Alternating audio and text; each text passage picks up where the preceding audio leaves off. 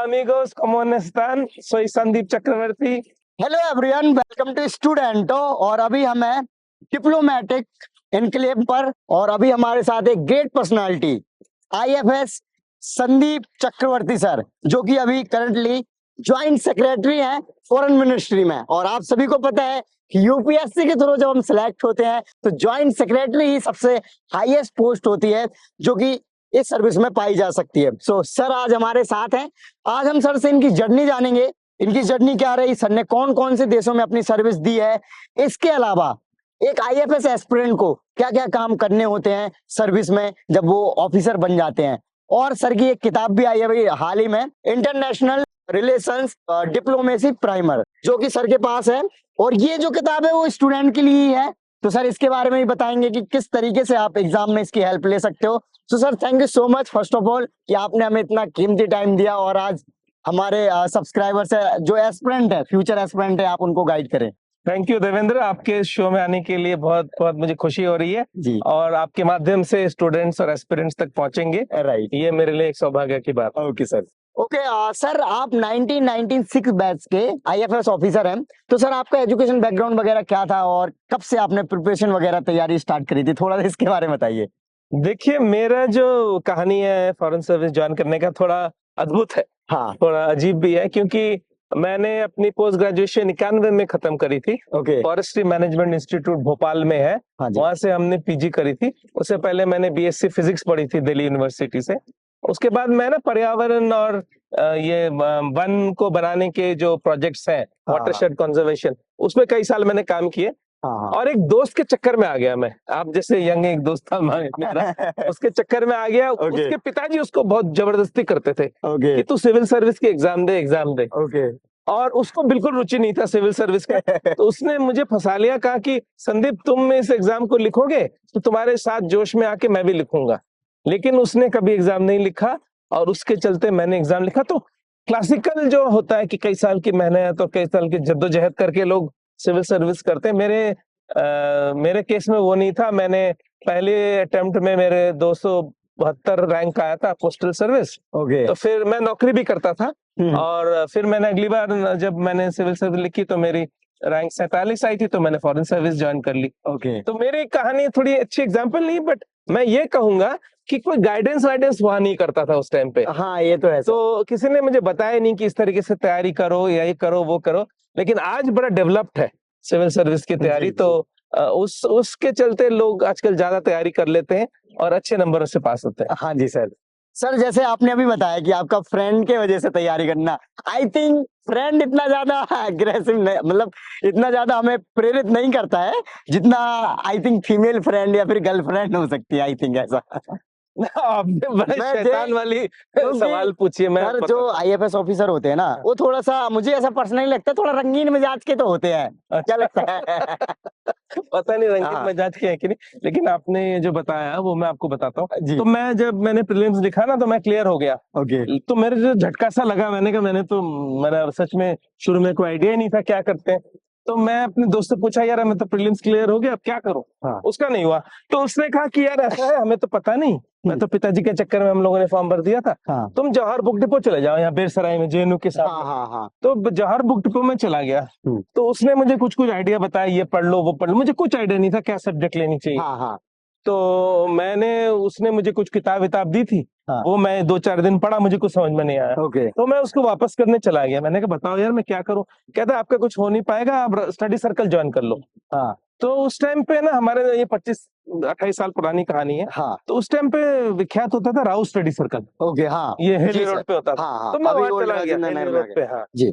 तो वहां उन्होंने कहा देखिए आपकी तो कोई तैयारी नहीं है, आपको सारे सब्जेक्ट्स में कोचिंग लेनी पड़ेगी। ओके तो मैं सुबह 7 बजे जाता था, शाम के 4 बजे लौटता था, हाँ सारी कोचिंग करता था। जी और मेरे क्लास में ना सामने एक लड़की बैठती थी, ओके तो मैं पीछे से उनको देख पाता था। मुझे उनके बाल का स्टाइल बड़ा पसंद आया था। देखते देखते देखते बाल पसंद आते आते आते हाँ फाइनली कई सालों बाद उनको Okay. बना के पटा के तैयार करके ओके मैंने she is now my wife. Okay great. तो मुझे स्टडी सर्कल से सिविल सर्विस, फॉरेन सर्विस भी मिली हाँ और एक मतलब अच्छी वाइफ भी मिली, जीवन साथी जिनको जीवन कह साथी सकते हैं। मिली। तो तो मैम ये एक मैम इंस्पिरेशन क्या करते हैं वैसे? मैम टीचर है, स्पेनिश पढ़ाती हैं। ओके हाँ। Great sir. तो मैम और आपका आपस में अभी क्या चलता रहता है घर हम पे, लोग जैसे जब स्पेनिश खाली? में बात करते हैं ताकि दूसरे लोग ना समझ पाए। Okay great. और आपके पर्सनल सन डॉटर्स वगैरह? मेरी 2 बेटियां हैं जुड़वे, जी। और वो हम जैसे मैंने बताया मैं न्यूयॉर्क में था, हाँ तो वो न्यूयॉर्क में पढ़ते थे स्कूल में, हाँ। फिर वहीं पे उनको यूनिवर्सिटी में एडमिशन मिल गई, अच्छा तो वो वहाँ पे अभी अपना 4 साल में पढ़ रहे ओके ओके, अपना हैं। ग्रेजुएशन टाइप कुछ कर रहे हैं, राइट? तो मैं वही जो कह रहा था, फॉरेन सर्विस में बहुत ज्यादा एक्सपोजर मिलता है, कई देशों में रहने की सुविधा मिलती है, भारत सरकार का अच्छा ख्याल रखती है, और रिस्पॉन्सिबिलिटीज काफी यंग एज में मिल जाती है। हाँ आप कई जगह जाएंगे, वहाँ आप होंगे, एक एम्बेसडर होगा, और आपको कई कई मतलब चुनौतियों का सामना राइट। करना पड़ता अच्छा, एक और अच्छा क्वेश्चन आ गया, जैसे सर ये इतने सारे एम्बेसीज हैं अलग अलग देशों की, बढ़िया सी खूबसूरत बिल्डिंग बना रखी है सबने अलग अलग, तो सर एक एम्बेसी में कितने ऑफिसर होते हैं, या फिर क्या कार्यालय, जैसे एक ऐसे है एक डीएम ऑफिस है, तो उसमें ये इतने पीए होंगे, इतना ये स्टाफ होगा, इतना ये स्टाफ होगा, कैसे रहता है सर? देखिए, वो निर्भर करता है हमारे संबंध उस देश के साथ। ओके अब मान लीजिए भारत के आसपास अगर नेपाल में हमारी राजदूतावास बहुत बड़ी होगी, या बांग्लादेश में, श्रीलंका में, हाँ वैसे अमेरिका में बड़ी होगी, लंदन में बड़ी होगी, जी लेकिन कुछ देश ऐसे भी हैं जिनके साथ संबंध इतने विकसित नहीं है, तो वहाँ छोटा होगा, लेकिन हर एम्बेसी कुछ बेसिक फंक्शंस पूरा करती है। जी एक तो क्या है, ये पासपोर्ट वीजा कॉन्सुलर काम करती है, हाँ जो भारतीय डायस्पोरा है उसको मदद करेगी। हाँ। कमर्शियल एक सेक्शन होगा, एक पॉलिटिकल सेक्शन होगा, एक होगा आपका ये कल्चरल और ये न्यूज इंफॉर्मेशन। जी तो 5-6 ये जो सेक्शन है, कुछ देशों में मिलिट्री विंग होगा, कुछ देशों में और भी विंग्स हो सकता है, वो निर्भर करता है कि देश के साथ संबंध कैसे है। जी सर। ओके सो सर, जैसे ही आप इस प्रिपरेशन में आए थे उस टाइम पे, तो क्या मेन समस्या या फिर कह सकते हैं प्रॉब्लम्स का सामना करना पड़ता था उस टाइम पे, जो कि आजकल बिल्कुल भी नहीं है? देखिए, आजकल जो नहीं है वो ये है कि बहुत सारे रिसोर्सेज अवेलेबल है, जी बड़े कोचिंग इंस्टीट्यूट हैं, बड़े तरीके से लोग पेपर को एनालाइज करते हैं, जी जी। और मैं ये भी कहूंगा कि जो एग्जाम है वो काफी कठिन हो गया है अभी। हाँ पहले शायद नहीं था, बट हो सकता है उस जमाने से कठिन के हिसाब से कठिन रहा हो। हाँ हाँ हाँ। और आजकल क्या है कि अगर आप बड़े एनालिटिकल टूल्स मिल गए हैं, लोग बड़े अच्छे से फोकस करके, और मेंटरिंग बहुत होती है, जैसे ना सोशल मीडिया हुआ, आपका चैनल हुआ, व्हाट्सएप यूनिवर्सिटी हुआ, उससे लोग इंफॉर्मेशन बहुत मिल जाती है। Right. हमारे जमाने में ये सब नहीं था। ओके ओके सर, नॉर्मली एक क्वेश्चन और मेरे मन में अभी आया कि आपकी जब इतनी अच्छी रैंक थी, नॉर्मली आपको आईएएस मिल जाता, आईपीएस मिल जाता, आपने आईएफएस ही क्यों लिया? क्योंकि अभी भी एक अपाला मैम थी, उनका 9 रैंक था यूपीएससी में, और वो काफी पॉपुलर भी है, उन्होंने आईएफएस लिया है, तो सर क्या रीजन रहा है आपका? अरे, आपने अपाला की बात करी, तो अपाला के साथ मैंने इस किताब पे काम करी है। अपाला का इसमें बहुत कंट्रीब्यूशन है, जी जी। और मैंने अपाला का इसमें एक्नॉलेजमेंट भी किया है। अच्छा देखिए, फॉरेन सर्विस जो भारत की एक उच्चतम सर्विस है, हाँ। इसमें काफी अट्रैक्शन है, काफी चीजें अच्छी हैं, हाँ और आपको देश की सेवा करने का मौका मिलता है, और आपके देश के झंडा का बाहर फहराने का मौका मिलता है। हाँ you hold India's flag abroad. Right. और मेरे को पढ़ने लिखने का, दूसरे कल्चर से मिलने का, दूसरी जगहों में जाके रहने का, और एक बात ये भी कहूंगा कि जो सैलरीज भी है वो अच्छी है फॉरेन सर्विस में, आदमी कंफर्टेबल हो जाता है। अच्छा, ये बात है मेरी। और विदेश में मैं रहा, ओके मैंने अपनी करियर, एक विदेशी भाषा सीखने का भी मौका मिलता है। मैंने स्पेनिश भाषा सीखी है, हाँ। अभी भी मैं अच्छी बोल लेता हूँ स्पेनिश। कोई एक दो डायलॉग हो जाए या फिर कुछ कहो सर, मुझे तो आती नहीं है। Hola amigos, ¿cómo están? Soy Sandeep Chakravarti, miembro del Servicio Diplomático de la India। Okay, ये इंट्रोडक्शन हो गया। ये हो गया मेरा इंट्रोडक्शन। तो मैंने कहा कि मैं कैसे हो दोस्त, मैं विदेश सेवा का हूँ, भारतीय डिप्लोमेट हूँ। हाँ जी। तो मैं स्पेन में रहा, मैं कोलंबिया में रहा, लैटिन अमेरिका में, मैं बांग्लादेश में रहा, मैं राजदूत था पेरू और बोलीविया में, मैं कॉन्सुल जनरल था न्यूयॉर्क में, और अभी मैं पिछले 3 वर्षों से दिल्ली में मिनिस्ट्री ऑफ एक्सटर्नल अफेयर्स में जॉइंट सेक्रेटरी हूँ। Okay great sir. सर आपने कहाँ पे जैसे ये सर्विस का बताया कि आपने इतने सारे देशों में करी है, तो सर कोई ऐसा देश रहा हो जहाँ पे आपको सबसे ज्यादा मजा आया हो, कुछ इसके बारे में बताइए, या फिर कुछ इंटरेस्टिंग सी कहानी हो। सर अभी एक मूवी आई थी शिद्दत, उसमें आईएफएस ऑफिसर है जो कि अच्छा रोल प्ले दिखाया है कि क्या क्या एक्चुअल में आईएफएस ऑफिसर करते हैं, या फिर क्या लाइफ स्टैंडर्ड क्या रहता है। देखिए, आईएफएस ऑफिसर और इंडियन डिप्लोमेट होने में आजकल जो भारत का एक दुनिया में आजकल एक स्थान है, तो काफी भारत लोगों को रुचि है, भारत के बारे में जानना चाहते हैं, और भारत एक ग्लोबलाइज्ड देश है। राइट तो सर। भारत का भविष्य भारतीयों पर निर्भर तो करता है, लेकिन विश्व के देशों पर भी निर्भर करता है। और भारतीय डायस्पोरा जो है, अमेरिका में आप देखिए भारतीय डायस्पोरा कितना मजबूत है। राइट। अमेरिका के जो उपराष्ट्रपति वो भारतीय मूल की हैं। यूरोप में भी यूरोप हैंडल करता हूँ। यूरोप में मेरे तो 3 प्रधानमंत्री भारतीय मूल के हैं। आपको ओके। पता है कौन 3 है? जी बताइए। मैं बताता हूँ आपको। हाँ। ऋषि सुनाक है वो आपके तो सबको इंग्लैंड पता में, है। यूके हाँ, में। हाँ। एक है लियो वरदकर आयरलैंड में, ओके। और अंटोनियो कोस्टा पोर्चुगल में। तो 3 भारतीय मुल्क के तो प्रधानमंत्री हैं। तो आप समझ सकते हैं कि किस तरीके से भारत विदेशों के साथ और दूसरे देशों के साथ जुड़ा हुआ है। और कई मौके मिलते हैं हमको लोगों की सेवा करने का। और फिल्मों का आपने बताया, कई जगह ये जो गल्फ में ऑपरेशंस हुए थे, जी। लोगों को निकाला गया। अभी देखिए यूक्रेन में 22,000 हमारे बच्चे फंस गए थे युद्ध में। जी। तो भारतीय विदेश मंत्रालय ने हमारे प्रधानमंत्री के निर्देशन पे 22,000 लोगों को निकाला वहां से, युद्ध में से। राइट। तो वो सर्विस तो यही है, डिप्लोमेटिक सर्विस ही दे सकती है। राइट। सर मेनली जब आप स्टार्टिंग में जाते हो तो क्या अपॉर्चुनिटीज दी जाती हैं, या फिर वर्क फील्ड क्या रहता है सर एक आईएफएस ऑफिसर का, या फिर कौन सी पोस्ट होती है? जैसे आप अभी ज्वाइंट सेक्रेटरी हैं सर। देखिए, मैं आपको ये बताऊंगा, इसको आंसर करने से पहले एक मैं चीज बताऊंगा। जी। ये जो मैंने एक छोटी सी किताब तैयार करी है हाँ। अपाला के साथ मिलके, हाँ। इसका उद्देश्य था कि मैं आकर्षित करूं जो एस्पिरेंट्स हैं यूपीएससी में, जो सिविल सर्विस एग्जाम लिखते हैं, हाँ, वो हाँ। विदेश सेवा में आए। हाँ। क्योंकि विदेश सेवा भारतीय जो सिविल सर्विस का एक इम्पोर्टेंट सेवा है, और ज्यादा लोग आएंगे, इसमें रुचि लेंगे, तो हम अच्छे से सर्विस दे सकते हैं। जी सर। तो मैं ये कहूंगा कि एक तो भाषा सीखने को मिलती है। हाँ। दूसरा, विदेशों में हम लोग 3rd सेक्रेटरी पोजीशन से शुरू करते हैं। एक इंटरनेशनल डिप्लोमेटिक रैंक्स है, हर एम्बेसी में 3rd सेक्रेटरी होगा, 2nd secretary, 1st secretary, okay. Counsellor, minister, ambassador. ये स्टैंडर्ड है इंटरनेशनल। हाँ। उसके कोई पैरेलल हमारे सिस्टम में नहीं है, लेकिन ज्वाइंट सेक्रेटरी लेवल पे हम लोग राजदूत नॉर्मली बन जाते हैं। Okay, great sir. सर कोई ऐसा इंसिडेंट रहा हो जो ड्यूरिंग वर्क काफी अमेजिंग रहा हो, और जिसको आपने अपनी इस बुक में इंटरनेशनल रिलेशंस में आपने डाला हो, कुछ ऐसा कुछ हो सर? देखिए, अद्भुत और अमेजिंग कहानियां बहुत सारी हैं। हाँ। वो इस किताब में नहीं है, लेकिन मैं एक और किताब लिख रहा हूँ। ओके। उसका नाम है डिप्लोमेटिक एडवेंचर्स। तो ओके, उसमें तो आएगी इसका यही हो वो गया। किताब ये आई थिंक आएगी। सिलेबस ओरिएंटेड हो गई पूरी ये की पूरी। Syllabus oriented. राइट। हाँ, ये syllabus oriented. Right sir. Okay, so sir जैसे कि आपने अभी बताया मुझे कि इतने सारे आपके एक्सपीरियंस रहे, इतने सारे देशों में आपने सर्विस करी, तो सर क्या आईएफएस स्टूडेंट को बनने के लिए, या फिर जो स्टूडेंट चाहता है कि वो इन फ्यूचर आईएफएस बनेगा, तो प्रिपरेशन टाइम से उसके अंदर क्या क्या कह सकते हैं ना कि पर्सनालिटी में ये चीजें होनी ही चाहिए? जैसे कि एक आपने बताया कि लैंग्वेज सीखने को मिली, हो सकता है कि स्टूडेंट कॉलेज टाइम पे या फिर प्रिपरेशन टाइम पे ही सीख लें, तो आई थिंक वो उसको एक अलग एडवांटेज मिल जाए।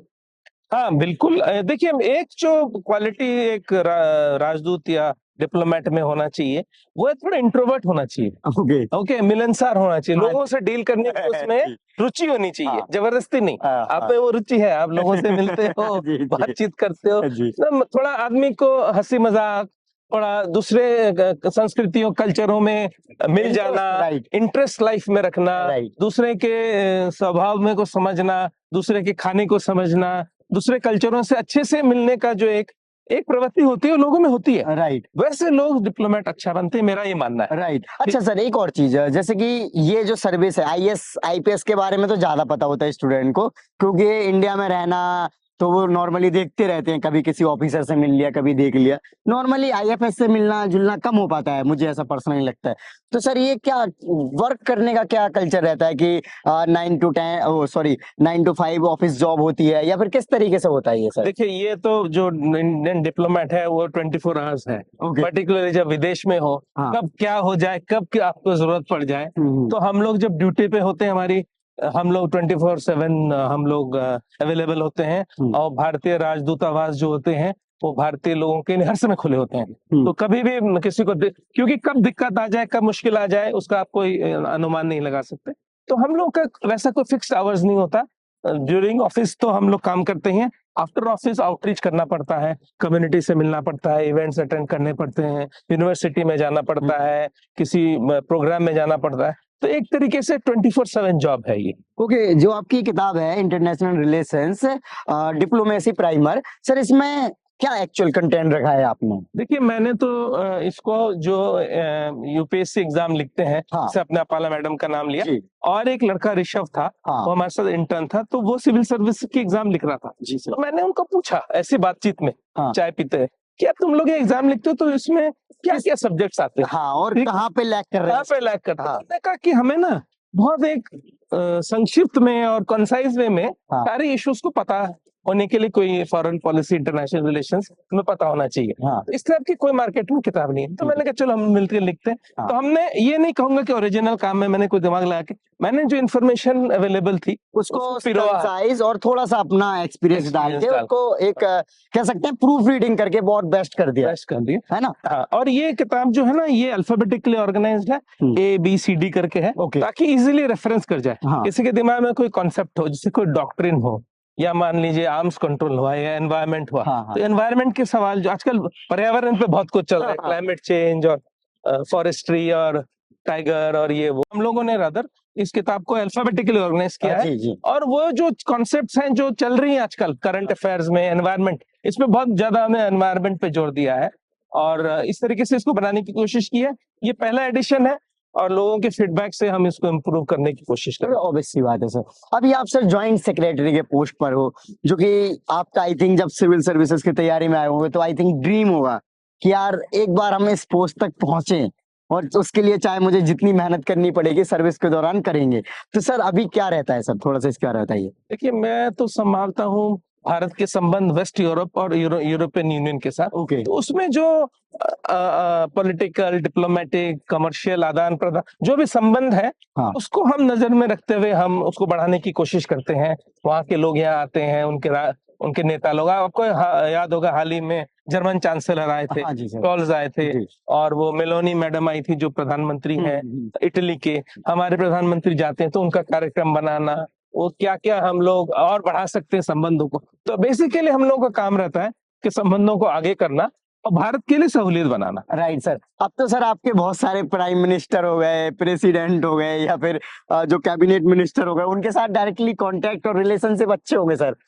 वो तो होता ही है। देखिए हम लोग विदेश नीति केंद्र सरकार की रिस्पॉन्सिबिलिटी है जी। तो हमारे जो ऑफिसर्स जो काम करते हैं बड़े करीब से काम करते हैं, बड़े बड़े जो मिनिस्टर्स हैं, प्रधानमंत्री, उनके साथ काम करते हैं, तो वो एक हमारे सर्विस की एक खास बात है। राइट। सर इस जॉब में जैसे प्रेशर की बात करें, क्योंकि पब्लिक डायरेक्टली डीलिंग तो नहीं है, बट इनडायरेक्टली जो फॉरेन में उनको डील करना, उनकी क्या समस्या आ रही है उनको सॉल्व करना, तो सर प्रेशर का कैसा सिस्टम रहता है, जैसे एक ऑफिसर के लिए कह सकें तो क्या रहता है सर? देखिए प्रेशर भी है, पब्लिक डीलिंग भी करते हैं हम लोग। जैसे पासपोर्ट है आपका, हाँ। देखिए भारत में अगर कोई सेवा इंप्रूव हुई है और उत्तम बनी है तो पासपोर्ट सेवा है, आपको तुरंत पासपोर्ट ऑफिस से पासपोर्ट मिल जाएगा। आपने कभी अपने पासपोर्ट बनाया? मैंने अप्लाई किया था बट डेट पे नहीं गया मैं फिर, ठीक है, क्योंकि मेरा दिल्ली का एड्रेस नहीं था। अच्छा, तो अगर आप पासपोर्ट सेवा का भी लेंगे, आपको देखेगा कि तुरंत काम होता है, बड़ा चतुराई मतलब सफलता से और बड़ी जल्दी काम हो जाता है जी। हम लोग वीजाज देते हैं विदेशों में, तो पब्लिक डीलिंग हम लोग के यहाँ बहुत है। और मैं ये कहूंगा कि पब्लिक डीलिंग अगर आप समझते नहीं है, ऐसा नहीं है, लेकिन हम लोग क्या करते हैं, पब्लिक के लिए सहूलियत बनाने में लगे रहते हैं। हाँ। कि अगर कोई आदमी, जैसे यहाँ से स्टूडेंट्स जाते हैं, हाँ। जैसे हम अभी मान लीजिए जर्मन एम्बेसी के सामने या जी। नीदरलैंड एम्बेसी के सामने, तो नीदरलैंड्स में अगर किसी को स्टूडेंट को जाना है, हाँ। उसको किस तरीके से हम सहूलियत कर सकते हैं, इसमें हम लोग ज्यादा ध्यान देते हैं। ओके। तो सर ये जो स्टूडेंट्स वगैरह जो बाहर जाकर पढ़ते हैं, चाहे तो वो यूनिवर्सिटी में जाके अपनी ग्रेजुएशन कर रहे हैं, पोस्ट ग्रेजुएशन कर रहे हैं, या फिर कोई रिसर्च में जा रहा है सर, तो क्या रहता है इसका सर, थोड़ा सा बताइए। कोई स्टूडेंट शायद इंटरेस्टेड होगा। स्टूडेंट्स देखिए बहुत सारे कंट्रीज में हम लोगों को मौका है, हमारे स्टूडेंट्स अच्छे हैं, जाते हैं। पहले यूएस और यूके ज्यादा जाते थे, लेकिन अभी हम देख रहे हैं जर्मनी जाते हैं, फ्रांस जाते हैं, इटली जाते हैं, नेदरलैंड जाते हैं। तो वहाँ पे कई इनके यूनिवर्सिटीज की स्कॉलरशिप चलते हैं, एम्बेसीज की स्कॉलरशिप चलते हैं। जर्मनी में जैसे मुझे मालूम है कि अगर आपको जर्मन भाषा आती हो तो वहाँ जो हायर एजुकेशन है वो निशुल्क है। तो कई स्टूडेंट जर्मन सीखते हैं हम भारत में, और फिर जर्मनी जाके पढ़ते हैं, वहाँ इंजीनियरिंग स्टडीज अच्छी है। तो यूरोप में काफी मतलब आपको पढ़ाई लिखाई के लिए सुविधा है और उसका भरपूर फायदा हमारे भारतीय स्टूडेंट्स लेते हैं। Okay. Sir as a joint secretary foreign service है, सॉरी, इसमें 24 घंटे की सर्विस है एक प्रकार से। तो अभी भी वही प्रेशर रहता है कि नहीं यार कभी कुछ काम आ गया, कुछ आ गया, या फिर ये है कि ठीक है एक हमें फिक्स टाइम है, एटलीस्ट उसी में करना है? नहीं, देखिए इसमें एक चीज है, जो सेल्फ मोटिवेटेड लोग हैं वो ज्यादा सफल होते हैं। ओके कि आप अपना काम खुद निकालते हो, आपको टाइम मिलता है, अपॉर्चुनिटी भी मिलती है। जी। अगर आप कुछ खुद करना चाहते हो, आपके अपने प्रोजेक्ट्स हैं, आइडियाज हैं, उसको आपको हाँ, खुद इम्प्लीमेंट से करने कर का मौका। सकते हो, और जो आप एज अ स्टूडेंट सोचते हो कि मैं बड़ा होके ये करूंगा, वो आज शायद कर सकते हैं। बिल्कुल बिल्कुल, आपने सही ओके, कहा। सो आप अभी क्या करने का सोचा या फिर क्या किया है सर आपने, थोड़ा सा इसके बारे में बताइए। अरे ये तो बड़ा कठिन सवाल बता दिया। अभी तो जी। हाल ही में मैंने एक किताब को मैंने जोड़ा है। देखिए, मैं तो एक टीम को लीड करता हूँ। ओके मेरे साथ कई सारे और फॉरेन सर्विस ऑफिसर्स हैं। हाँ तो सभी किसी भी संस्था के लिए टीम को बनाना हाँ वो सबसे इम्पोर्टेंट चीज जी, है। अगर बिल्कुल सर। आप उतने अच्छे हो जितने आपकी टीम है, हाँ ठीक है ना। आपकी शो उतनी अच्छी बनेगी जितना आपका कैमरामैन अच्छा काम करेगा। बात सही है ना? जी। तो मेरा लक्ष्य हर समय रहता है कि मैं जहां भी जाऊं अपने टीम को मजबूत करूं, टीम को सॉलिड बनाऊं, और टीम के माध्यम से, टीम वर्क ही है, देखिए अकेला तो कोई कुछ कर, मैं जहां भी पहुंचा हूं या जो भी कर रहा हूँ टीम के माध्यम से कर रहा हूँ। ओके सर, जैसे ही हम इस एरिया में आते हैं, मतलब लेवल की पॉजिटिव वाइब आती है, काफी अच्छा महसूस होता है, जैसे ना हम एक अलग सी दुनिया में आ गए हो जहाँ पे सब अच्छा अच्छा लग रहा हो, कुछ वैसा लग रहा है। तो ये रायसीना हिल है, यहाँ भारत सरकार का जो पिनाकल है, जो चोटी के मंत्री और प्रधानमंत्री का दफ्तर, राष्ट्रपति जी का दफ्तर, सारे मंत्रियों का दफ्तर, विदेश मंत्री का दफ्तर, आपके फाइनेंस मिनिस्टर, होम मिनिस्टर, तो ये नर्व सेंटर है भारत सरकार का। तो यहाँ तो पॉजिटिविटी आनी चाहिए जब तक स्टोरी पॉजिटिव है। और हम लोग का सौभाग्य है कि हम ऐसे एक हिस्टोरिकल बिल्डिंग्स में, जो राइट ब्रिटिश सरकार के टाइम पे बनी बनी थी। दिल्ली, उस पे हम लोग अभी काम करने का हमें सौभाग्य प्राप्त हुआ है। तो सर एक चीज और, जैसे सर आप फॉरेन में जाके जॉब करने के बाद जब वापस इंडिया आते हो, तो उस टाइम पे जो वहाँ पे फैसिलिटीज मिल रही होती हैं, फिर वो इन्वायरमेंट होता है सडनली चेंज हो जाना, जो आपकी क्या पता उधर कोई अच्छी चीज रही हो जिसको आप रेगुलर कर रहे हो, जैसे अच्छा पार्क हो सकता है वहां जाने में, या फिर कुछ तमाम जो कह सकते हैं रिसोर्सेज, कैसा रहा? देखिए, एक परिवर्तन तो होता ही है, लेकिन भारत भी रुका हुआ नहीं है। मुझे याद है, जब मैं पहली बार 2000 में वापस आया स्पेन के बाद, तो मुझे थोड़ा अजीब सा लगा। लेकिन अब की बार जब मैं लौट के आया तो भारत भी प्रगति कर रहा है, भारत के यहाँ भी सहूलियत है। और भारत सरकार ना, जो हमारी जो हायर सिविल सर्विस है, आईएएस, आईपीएस, आईएफएस, या जो कस्टम, ख्याल बहुत रखती है। देखिए, हम लोग यहाँ दिल्ली में रहते हैं, चाणक्यपुरी में भारत सरकार ने घर दिया हुआ है। किसी भी और डिप्लोमेटिक सर्विस में, बाहर तो ठीक है आपको राजदूतावास की जगह मिल जाती है, लेकिन अपने ऑफिसर्स का कोई सर्विस इतना ख्याल नहीं रखता जितना भारत सरकार। Okay great sir. Sir normally जैसे हम फॉरेन में जाते हैं, जैसे मेरा बड़ा सपना है कि मैं कहीं फॉरेन ट्रिप मारूं, इंडिया तो ऑलमोस्ट मैं घूम चुका हूं।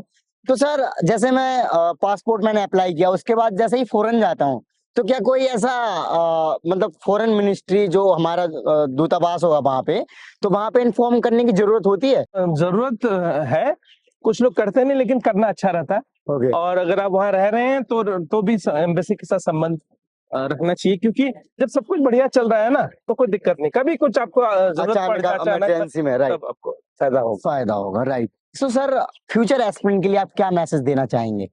देखिए, मेरा जो तजुर्बा रहा भारतीय डिप्लोमेट बनने का, बहुत अच्छा रहा। जी इस तरह का एक्सपोजर और इस तरह के जो भारत को सेवा करने का मौका है, वो कम ही लोगों को मिलता है। तो एस्पिरेंट्स को तो मैं ये कहूंगा कि जब आप सिविल सर्विस एग्जाम दे रहे हैं, फॉरेन सर्विस को ध्यान से देखिए, फॉरेन सर्विस में ज्वाइन कीजिए। आपका हम बड़े दिल और दिलों से आपका स्वागत करेंगे। और मैं ये कहूंगा कि जैसे जैसे भारत का दुनिया में वजन बढ़ता जाएगा, राइट, डिप्लोमेट्स का रोल उतना बढ़ता जाएगा। Okay, so thank you so much sir, आपने इतना अच्छा गाइडेंस दिया, काफी अच्छा सेशन रहा, काफी अच्छे तरीके से आपने क्वेश्चंस के आंसर जो कि टू द पॉइंट बताए, और काफी स्टूडेंट को सीखने को मिलेगा। सो फ्रेंड्स, आपने देखा कि काफी अच्छा सेशन रहा। So again sir thank you so much कि आपने हमें कीमती टाइम दिया अपना, क्योंकि सर आप इतने बड़े पोस्ट पर हो। नॉर्मली हर एस्पिरेंट का सपना होता है कि वो सेक्रेटरी बने एक टाइम के बाद। ओके, सो आई थिंक आपको वीडियो अच्छी लगी होगी, तो इस वीडियो को लाइक करें। अभी तक आपने चैनल को सब्सक्राइब नहीं किया तो चैनल को सब्सक्राइब कर लीजिए। एंड हाँ, ये जो सर की बुक है इंटरनेशनल रिलेशंस डिप्लोमेसी प्राइमर, आप परचेज कर सकते हैं Amazon और फ्लिपकार्ट से। अदरवाइज मैं आपको लिंक भी दे दूंगा, लिंक वीडियो के डिस्क्रिप्शन में मिल जाएंगे। जय हिंद।